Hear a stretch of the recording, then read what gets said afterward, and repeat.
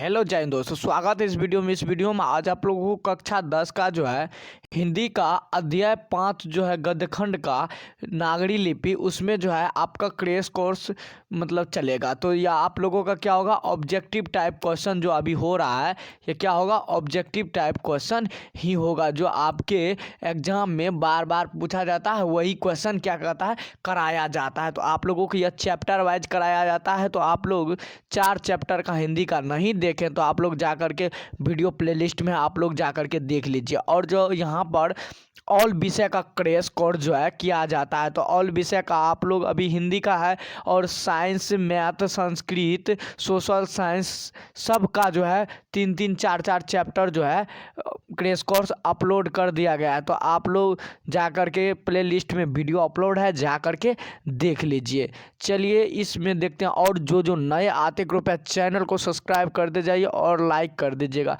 और जहां आप लोगों को प्रश्न में कहीं कठिनाइयां है तो आप लोग क्या करेंगे, उसको जो है उस प्रश्न को कमेंट में आप लोग पूछ सकते हैं। चलिए तो स्टार्ट करते हैं। तो पहला प्रश्न आप लोगों के सामने खुल चुका है। पहला प्रश्न क्या है कि नागरी लिपि के आरंभिक लेख हमें कहाँ से मिलते हैं। नागरी लिपि के आरंभिक लेख जो है हमें कहाँ से मिलते हैं। तो आपका ऑप्शन है पूर्वी भारत से, ऑप्शन बी है पश्चिमी भारत से, ऑप्शन सी है दक्षिणी भारत से, ऑप्शन डी है उत्तरी भारत से। तो हमें जो है नागरी लिपि के आरंभिक लेख हमें कहाँ से मिलती है, तो दक्षिणी भारत से मिलती है। तो आपका ऑप्शन क्या हो जाएगा, सी राइट हो जाएगा। दूसरा प्रश्न देखिए क्या है। दूसरा प्रश्न आप लोगों के सामने है कि बेतमा दान पत्र किस समय का है। बेतमा दान पत्र किस समय का है, तो किस समय का है, तो आपका ऑप्शन ए राइट हो जाएगा। 1020 ईस्वी का है। क्या है, 1020 ईस्वी का है। आप लोग इसे याद कर लेंगे। और इसका फ्री PDF कहाँ मिलता है, तो व्हाट्सएप ग्रुप पर मिलता है। और आप लोग जो जो नए आते हैं कृपया व्हाट्सएप ग्रुप, टेलीग्राम उस पर भी ज्वाइन हो जाइए। चलिए अगला प्रश्न देखते हैं। 3 नंबर का प्रश्न क्या है। 3 नंबर का प्रश्न है कि उत्तर भारत से नागरी लिपि के लेख कब से मिलने लगते हैं। कब से मिलने लगते हैं। तो आपका ऑप्शन है 18वीं सदी, ऑप्शन बी 6ठी सदी, ऑप्शन सी है 9वीं सदी, ऑप्शन डी है 4थी सदी। तो कब से मिलने लगते हैं, तो 8वीं सदी से ही मिलने लगते हैं। तो आपका ऑप्शन ए राइट हो जाएगा।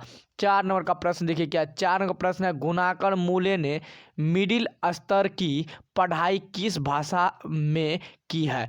गुणाकर मूले ने मिडिल स्तर की पढ़ाई किस भाषा में की है। तो आपका ऑप्शन ए है मराठी भाषा में, ऑप्शन बी पंजाबी भाषा में, ऑप्शन सी है बंगला भाषा में, ऑप्शन डी है अंग्रेजी भाषा में। तो गुणाकर मूले जो है मिडिल स्तर की पढ़ाई जो है किस भाषा में की है, तो आपका है ऑप्शन ए मराठी भाषा में की है। तो आपका ऑप्शन ए राइट हो जाएगा। चलिए 5 नंबर का प्रश्न देखते हैं। 5 नंबर का प्रश्न क्या है। 5 नंबर का प्रश्न है कि मूले ने अंग्रेजी व हिंदी की पढ़ाई कहाँ पर की। हिंदी व अंग्रेजी की पढ़ाई कहाँ पर की। तो आपका ऑप्शन ए है दिल्ली में, ऑप्शन बी है जौनपुर में, ऑप्शन सी है वर्धा से, ऑप्शन डी है इलाहाबाद में। तो अंग्रेजी और हिंदी की पढ़ाई कहाँ से की है, तो वर्धा से की है। तो आपका ऑप्शन सी राइट हो जाएगा। आप लोग इसे याद कर लेंगे। चलिए नेक्स्ट प्रश्न 6 नंबर का प्रश्न क्या है कि नेपाली भाषा किस लिपि में लिखी जाती है। नेपाली भाषा जो है किस लिपि में लिखी जाती है। तो आपका ऑप्शन है गुरुमुखी लिपि में, ऑप्शन बी है खरोष्ठ लिपि में, ऑप्शन सी है ब्राह्मणी लिपि में, ऑप्शन डी है देवनागरी लिपि में। तो नेपाली भाषा जो है किस लिपि में लिखा जाता है, तो देवनागरी लिपि में लिखा जाता है। तो आपका ऑप्शन डी राइट हो जाएगा। 7 नंबर प्रश्न देखिए क्या है। 7 नंबर प्रश्न है गुणाकर मूले का जन्म कब हुआ। गुणाकर मूले का जन्म जो है कब हुआ। तो आपका ऑप्शन है 1935 ईस्वी में, ऑप्शन बी है 1936 ईस्वी में, ऑप्शन सी 1937 ईस्वी में, ऑप्शन डी 1938 ईस्वी में। तो गुणाकर मूले जी का जन्म कब हुआ, तो 1935 ईस्वी में हुआ है। तो आप लोग क्या करेंगे, इसे याद कर लेंगे। यह क्वेश्चन क्या होता है, वायरल क्वेश्चन होता है, जो आपके एग्जाम में जो है आने का संभव रहता है। तो आप लोग इसे क्या करेंगे, याद कर लेंगे। 8 नंबर का प्रश्न देखिए क्या है। गुणाकर मूले का जन्म कहाँ हुआ था, गुणाकर मूल्य का जन्म जो है कहाँ हुआ था। तो आपका ऑप्शन ए है केरल में, ऑप्शन बी तमिलनाडु में, ऑप्शन सी है महाराष्ट्र में, ऑप्शन डी उत्तर प्रदेश में। तो इसका सही आंसर क्या हो जाएगा, महाराष्ट्र में जो है गुणाकर मूल्य जी का जन्म हुआ था। तो आप लोग इसे याद कर लेंगे। 9 नंबर का प्रश्न देखिए क्या है। 9 नंबर का प्रश्न है, इन्होंने किस पुस्तक में पुरानी लिपियों की विस्तृत जानकारी है। तो आपका ऑप्शन है संस्कृति, ऑप्शन बी अक्षर कथा, ऑप्शन सी है प्राचीन भारत का इतिहास, ऑप्शन डी है पुरालिपि शास्त्र। तो देखिए इन्होंने किस पुस्तक में जो है पुरानी लिपि में लिपि की विस्तृत जानकारी दी है, तो अक्षर कथा में। किस लिपि में, तो अक्षर कथा में। तो आपका ऑप्शन बी राइट हो जाएगा। चलिए आगे का प्रश्न देखते हैं। 10 नंबर का प्रश्न क्या है। 10 नंबर का प्रश्न है कि गुप्तों की राजधानी को क्या कहा जाता है, क्या होगा। तो गुप्तों की राजधानी को क्या कहा जाता होगा। तो आपका ऑप्शन है पाटलिपुत्र, ऑप्शन बी है कुसुमपुर, ऑप्शन सी है विलासपुर, ऑप्शन डी है देवनगर। तो गुप्तों की राजधानी को क्या कहते हैं, तो देवनगर कहते हैं। तो आपका ऑप्शन डी राइट हो जाएगा। 11 नंबर का प्रश्न देखिए क्या है। 11 नंबर का प्रश्न है कि बंगला लिपि प्राचीन नागरी लिपि की है। तो बंगला लिपि जो है प्राचीन नागरी लिपि की क्या है। तो आपका ऑप्शन है पुत्री, ऑप्शन बी है बहन, ऑप्शन सी है भगिनी, ऑप्शन डी है बहू। तो बंगला लिपि जो है प्राचीन नागरी लिपि की क्या है, बहन है। तो आपका ऑप्शन क्या होगा, बी राइट हो जाएगा। चलिए अगला प्रश्न देखते हैं। अगला प्रश्न क्या है।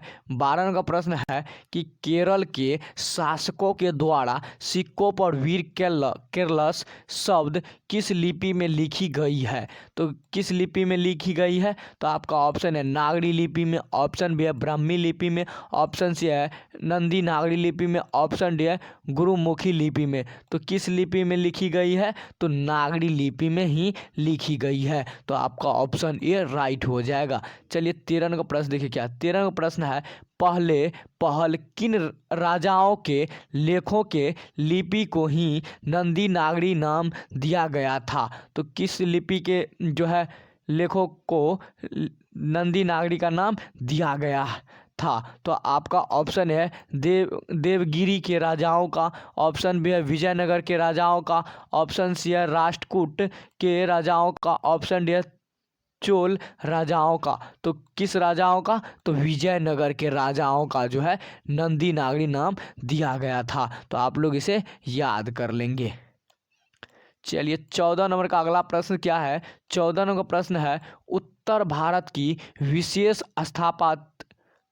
स्थापत्य शैली को क्या कहते हैं। तो क्या कहते हैं, तो आपका ऑप्शन ए है ललित शैली, ऑप्शन बी है अभिनागर शैली, ऑप्शन सी है विभ्राट शैली, ऑप्शन डी है नागर शैली। तो क्या कहते हैं, तो नागर शैली कहते हैं। तो आपका ऑप्शन डी क्या हो जाएगा, राइट हो जाएगा। चलिए 15 नंबर का प्रश्न देखिए क्या है। 15 नंबर का प्रश्न है देवनागरी लिपि में मुद्रण के टाइप कब बने। देवनागरी लिपि में जो है मुद्रण के टाइप जो है कब बने। तो आपका ऑप्शन ए है 2 सदी पहले, ऑप्शन बी है 2 दशक पहले, ऑप्शन सी है 20वीं सदी पहले, ऑप्शन डी है 11वीं सदी पहले। तो कब जो है, तो देवनागरी लिपि में जो है मुद्रण के टाइप कब बने, तो 2 सदी पहले ही बने थे। तो आप लोग इसे क्या करेंगे, याद कर लेंगे।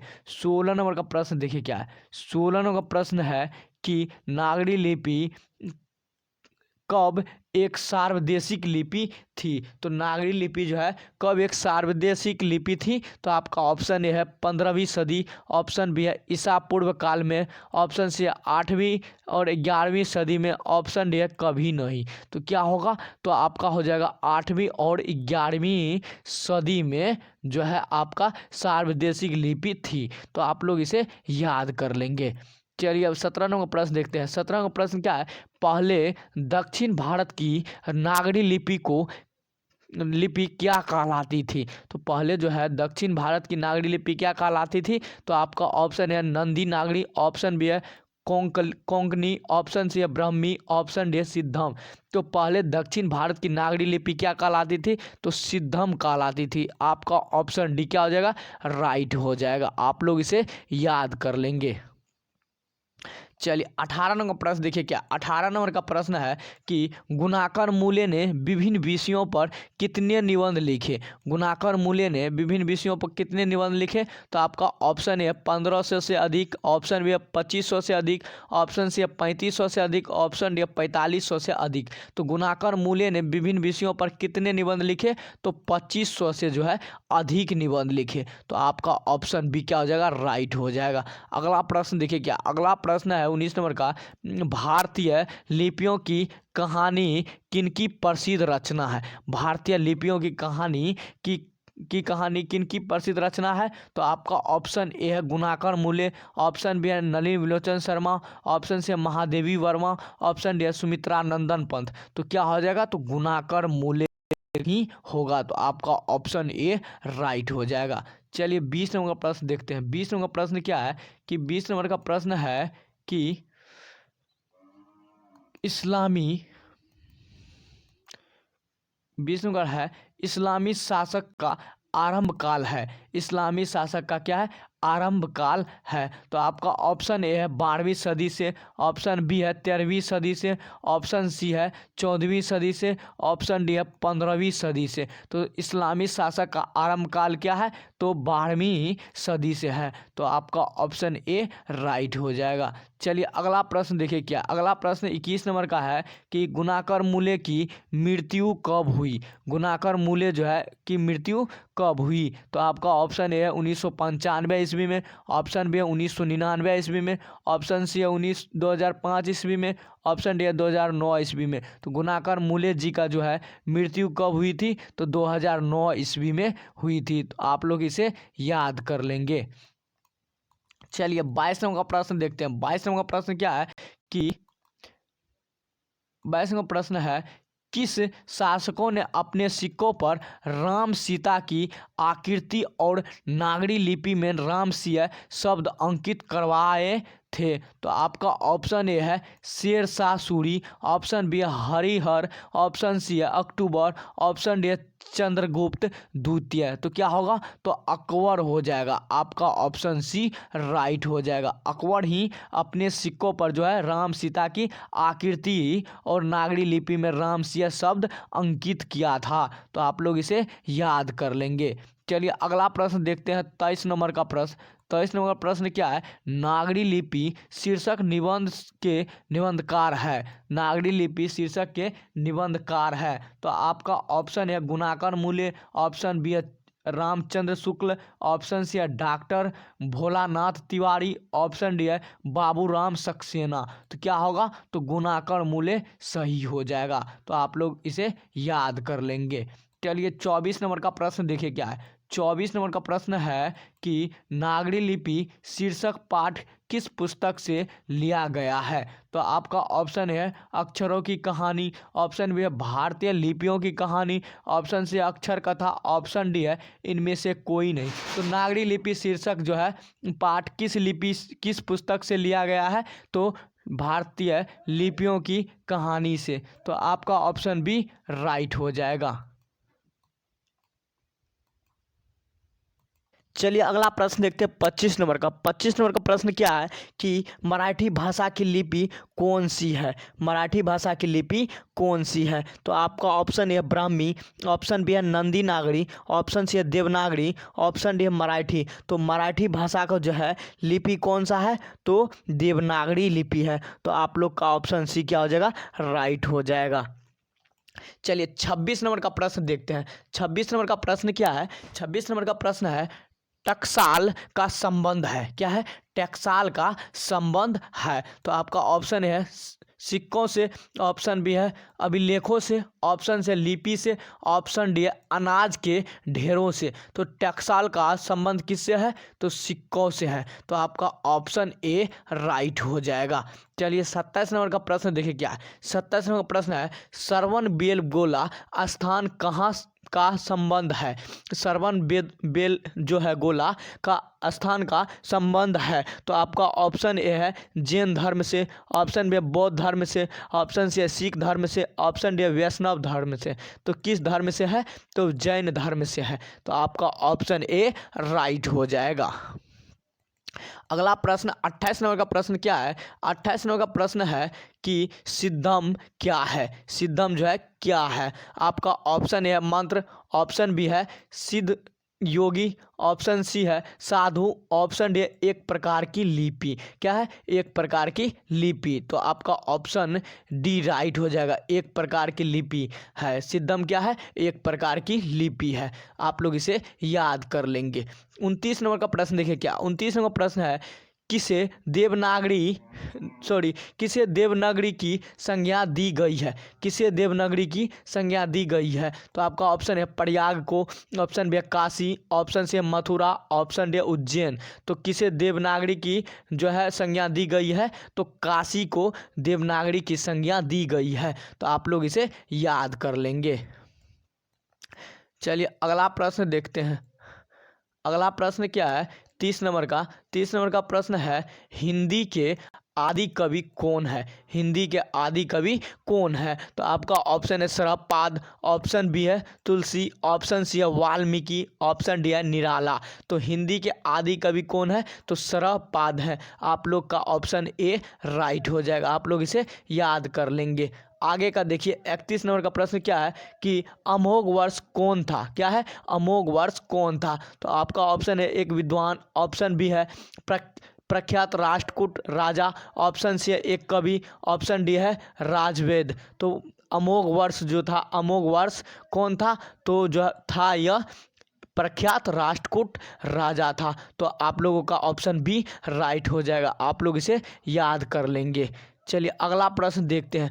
32 नंबर का प्रश्न क्या है? 32 नंबर का प्रश्न है कि मिहिर भोज की ग्वालियर प्रशस्ति जो है किस भाषा में है? तो आपका ऑप्शन है प्राकृतिक, ऑप्शन भी है अपभ्रंश, ऑप्शन सी है संस्कृत, ऑप्शन डी है हिंदी।